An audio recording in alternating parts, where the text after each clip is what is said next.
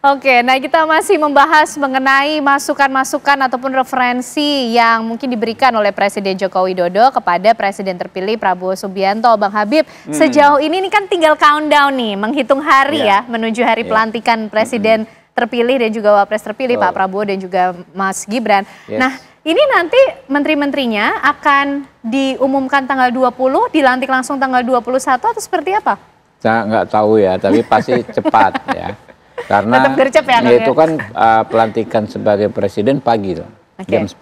Apa saya baca tadi di undangan kan, jam 10 pagi kita sudah ada di gedung MPR itu jam 8, jam 10 berarti kan makan siang itu sudah selesai jam 11. Ada waktu yang cukup panjang antara jam 1 ya setelah makan siang sampai jam 6. Malam itu kan ada makan malam. Selesai ya Pak Prabowo dengan tamu-tamu negara yang hadir itu kan ada berapa kepala negara. Mungkin itu bisa saja, ini mungkin ya, ada slot waktu yang cukup panjang. Ya, kemungkinan bisa begitu, tapi nggak tahu ya, bisa besoknya juga kan, bisa 21, 22 juga bisa, 23 ya waktu kan ya. Kemarin 23 juga bisa. Ya. Oke, tapi sudah 100% kan Bang Habib? Karena kalau saya baca-baca katanya Mas Gibran ini kayaknya udah 100% kok kalau kita bicara soal personil susunan kabinet nih. Belum, hampir kata Mas Gibran ya. Ya, tapi kita nggak tahu berapa persentasenya berapa. Tapi sudah siap ya tentunya ya, tinggal saya menunggu pikir diumumkan aja.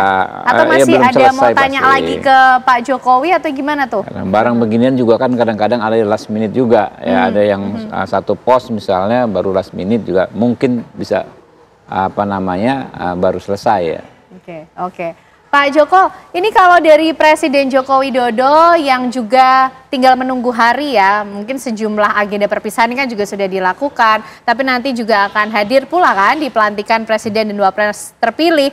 Nah ini kira-kira di hari-hari akhir ini juga tetap akan ikut mengawal sebagai rangkanya ini keberlanjutan, nanti siapa-siapa saja yang akan masuk dalam formasi susunan kabinet pemerintahan yang baru atau betul-betul ya sudah ini menjadi ranah Pak Prabowo?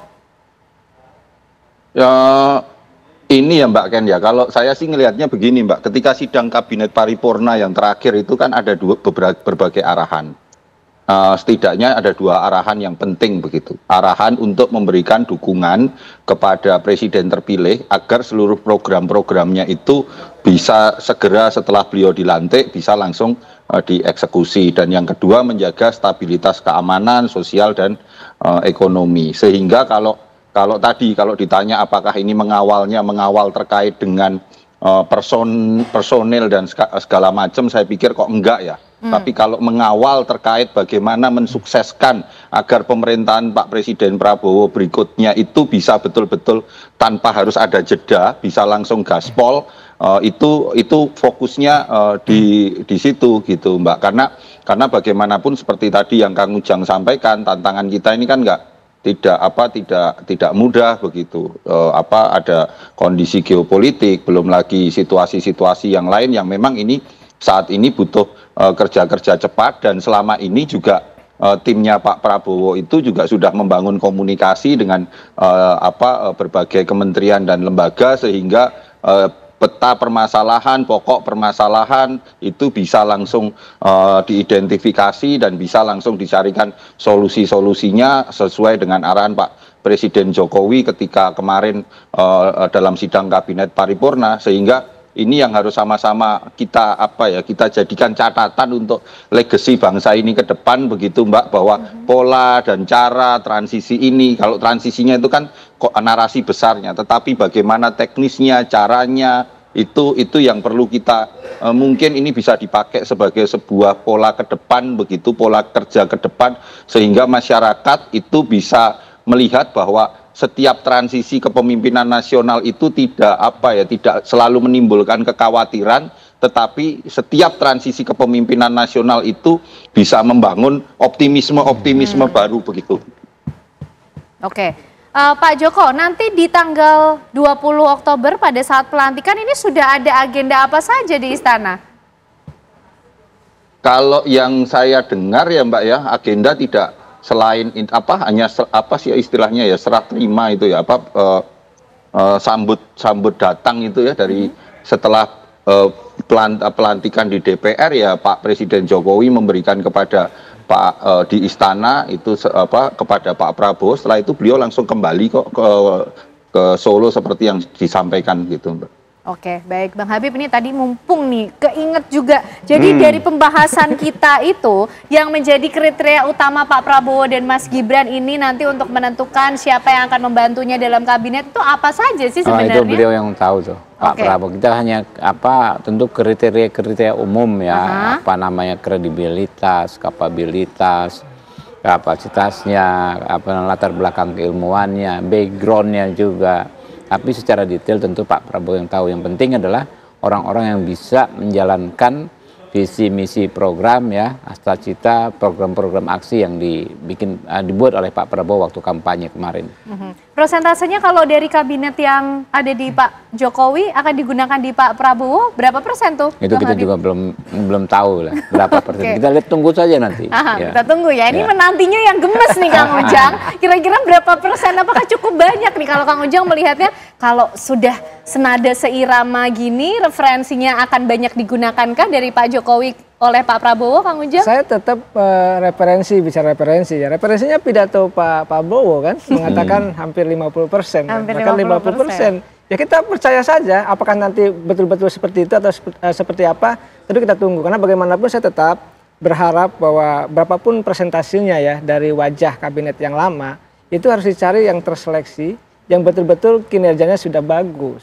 Jangan sampai yang tidak bagus diambil lagi, ini menjadi persoalan. Jadi tetap berpacu pada nilai atau kinerja yang sudah dilakukan oleh menteri yang lama tersebut di kabinet Pak Jokowi. Dan tadi Pak Prabowo sudah paham 5 tahun bersama-sama ya, satu meja, satu ruangan, mungkin juga satu pemikiran tadi Pak Prabowo untuk bisa mengajak ya, yang katakanlah mereka-mereka yang dianggap layak untuk bisa langsung gaspol bekerja untuk kepentingan masyarakat bangsa dan negara.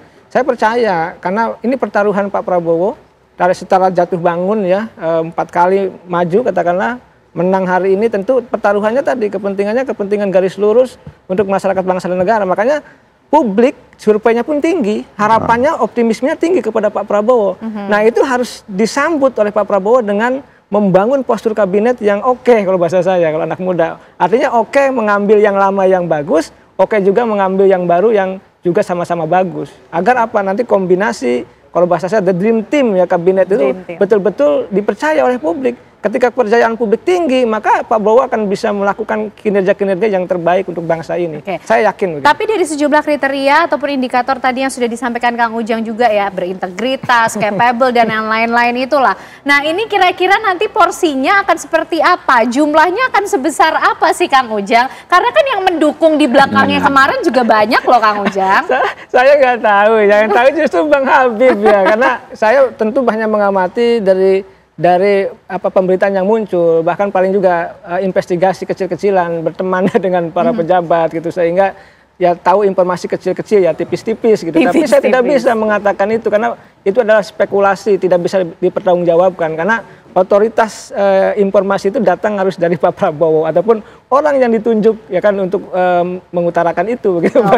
Jadi di masa penantian sampai pelantikan nanti ini masyarakat diminta untuk menjawab teka-teki, mungkin juga spill tipis-tipis dari pidato Pak Jokowi atau mungkin Pak Prabowo nih ya, untuk menerka-nerka bagaimana kemudian nanti struktur formasi kabinet di pemerintahan yang baru. Tapi semua kembali menjadi hak prerogatif ya dari Presiden terpilih Prabowo Subianto dan juga Wakil Presiden Gibran Rakabuming Raka. Terima kasih Bang Habibur Rahman, Kang Ujang, Pak Joko malam hari ini sudah bergabung bersama kami di Apa Kabar Indonesia Malam. Kita tunggu nanti di hari pelantikan 20 Oktober 2024. Dan tentunya pemirsa Apa Kabar Indonesia Malam masih akan kembali bersama dengan Caca Anissa.